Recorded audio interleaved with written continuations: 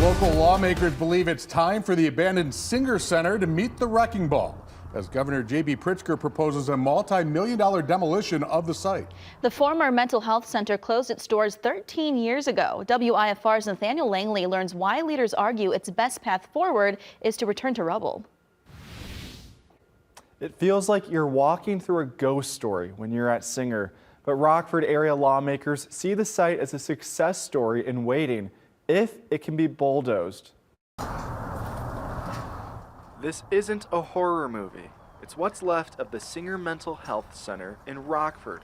That's been a complaint that I've been dealing with for 10 years. The state-owned property closed in 2012 because of budget cuts. Governor J.B. Pritzker proposes a $300 million site readiness plan to demolish the building. This is costly, so let's remove those costs and invest in that property so it can start making money again. State Senator Steve Stottleman says reopening Singer isn't possible. Every time a proposal has come across my desk to reuse these buildings, people have analyzed and looked at these buildings, and they're just really not usable anymore. We are prioritizing things that shouldn't be prioritized, and things like this get put on the wayside.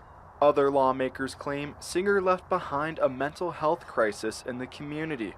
We went through some major issues because we didn't have any real places to take them. We took them to the hospitals or we took them to jail. Demolition depends on the governor's proposed $55 billion budget. If it's part of the budget, obviously I'll be a no. I'm not going to trade away a piece of property for $1 billion tax increase.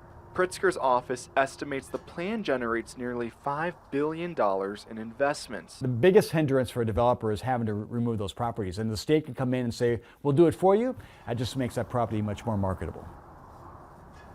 If the site is demolished, Stottleman hopes affordable housing develops on the property. Cabello suggested a retirement facility makes sense for the area. Thank you, Nathaniel. And policymakers have until May 31st to agree on a state budget. Stottleman says he's cautiously optimistic Singer's demolition will remain in that final plan.